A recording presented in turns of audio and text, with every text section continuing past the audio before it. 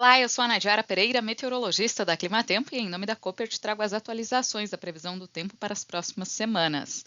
Na última semana saiu uma nova atualização da previsão probabilística da Agência Americana de Meteorologia que indica as chances para a ocorrência de fenômenos climáticos como El Niño e Laninha.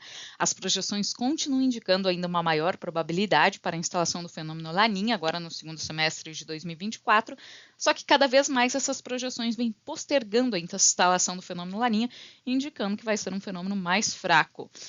Agora, a última atualização do dia 8 de agosto indica que o fenômeno Laninha deve se instalar a partir do trimestre de setembro, outubro e novembro, ou seja, início da primavera. Vamos terminar o inverno com uma neutralidade climática e o fenômeno Laninha deve se instalar durante a primavera, tendo seus efeitos mais efetivos e deve atingir o seu pico aqui de instalação desse fenômeno na virada do ano de 2024 para 2025, ou seja, agora durante a primavera os efeitos desse fenômeno não devem ser tão efetivos. Então isso diminui o risco para uma seca mais severa no sul do Brasil, risco para um atraso muito acentuado das chuvas sobre a área central do país e também aquele risco de frio tardio nas áreas mais ao sul. Tudo isso nós vamos monitorar e atualizar ao longo dos próximos boletins, mas tudo indica então que teremos um fenômeno Laninha mais curto, que deve atrasar um pouco mais ainda para se estabelecer, e também um fenômeno de fraca intensidade. A curto prazo, o que tem chamado a atenção e tem sido destaque nesses últimos dias é a atuação de uma intensa massa de ar de origem polar sobre o centro-sul do país. Massa de ar frio que acompanhou a passagem de uma frente fria que na última semana até trouxe chuvas, espalhou chuvas aqui pelo interior do centro-sul do Brasil.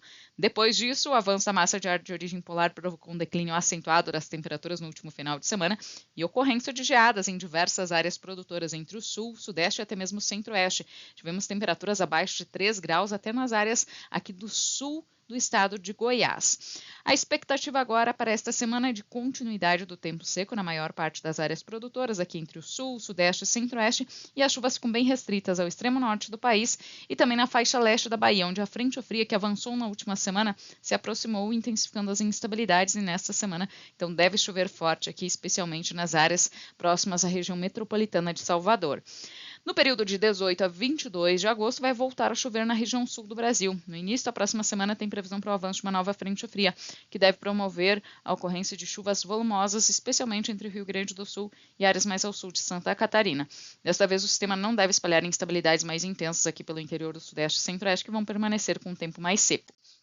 Quanto às temperaturas, até a metade desta semana tem previsão para muito frio no centro-sul do Brasil. Tem um novo pulso de ar frio avançando neste começo de semana e o frio tende a se intensificar ainda mais, potencializando o risco para ocorrência de geadas até a madrugada da quarta-feira entre o interior gaúcho e o centro-sul aqui do Paraná. Áreas do sul de Mato Grosso do Sul, São Paulo e sul de Minas ainda podem enfrentar a ocorrência do fenômeno de uma forma mais fraca e isolada. No período de 18 a 22 de agosto, as temperaturas ficarão em ligeira elevação, especialmente entre o sudeste e o centro-oeste, onde o frio vai perder bastante intensidade. No sul, as madrugadas vão continuar mais frias e depois do dia 20 tem previsão para um novo declínio mais acentuado das temperaturas. Quanto às máximas, o grande destaque é a intensificação do calor na segunda metade desta semana. Apesar da semana começar gelada, vai terminar com muito calor aqui entre o centro-oeste, o sudeste, até mesmo partes do Paraná. E é especialmente no decorrer da segunda quinzena de agosto, especialmente do dia 18 ao dia 22, que a gente observa uma temperatura bem mais elevada predominando aqui no interior do Brasil. Essa área mais avermelhada do mapa indica temperaturas aí por volta dos 40 graus. Vamos ter muitas localidades atingindo 40 graus aqui, especialmente entre o centro-oeste e o norte do Brasil, no decorrer dessa segunda quinzena de agosto. Previsão de muito calor também no Paraná, oeste de São Paulo e Triângulo Mineiro. Na previsão pontual, podemos acompanhar como será a distribuição de chuvas e temperaturas para os próximos 90 dias em algumas localidades. Na região de Itapeva, em São Paulo, a expectativa é de tempo mais seco, até por volta do dia 23, 24 aqui de agosto. Previsão de muito frio ainda nas próximas madrugadas, com mínima de 5, 6 graus. E tem previsão para retorno das chuvas nos últimos dias aqui de agosto. Essa chuva ainda não se regulariza. A primeira quinzena de setembro será mais seca, mas as chuvas devem aumentar gradualmente depois do dia 20 de setembro e devem ficar mais regulares entre outubro e novembro. Então, como havia adiantado nas previsões probabilística para a ocorrência do fenômeno climático Laninha. Como esse fenômeno deve atrasar um pouco e deve vir mais fraco, não deveremos ter grande atraso na instalação das chuvas entre o interior do Sudeste e Centro-Oeste. As chuvas devem retornar de forma irregular, aumentando gradualmente e se firmando principalmente aí entre o mês de outubro e novembro. Em Brasnorte, Mato Grosso, a gente observa que o período seco deve se prolongar um pouco mais, e o destaque para esta segunda quinzena de agosto é o calorão, com máximas que devem atingir ou até ultrapassar 40 graus durante as tardes. Quanto às chuvas, tem sinal para retorno das chuvas na última dezena de setembro, mas não é a regularização total das chuvas.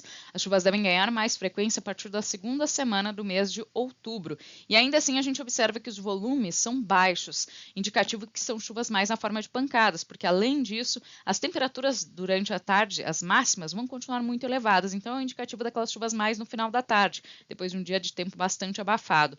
Mas pelo menos a gente observa uma frequência maior das chuvas entre o mês de outubro e o início do mês de novembro. Já na região Uruçuí, no Piauí, assim como em grande parte da fronteira agrícola do Mato Piba, as previsões indicam uma condição bastante seca durante a primavera. As chuvas que normalmente aumentam entre outubro e novembro estão se mostrando muito escassas. Tem sinal de algum episódio de chuva, mas muito fraco e espaçado, muito isolado. Não é aquela chuva agrícola que vai garantir recuperação da umidade no solo. As chuvas devem se firmar mais para o final do ano. E além desse tempo seco predominante ao longo dos próximos 3 meses, a expectativa é de calor bastante intenso. Muitos dias aqui agora entre agosto e outubro, com máximas que devem atingir até os 40 graus na região. Esses são os destaques da previsão do tempo desta segunda-feira. Volto ao longo da semana com novas atualizações. Até mais!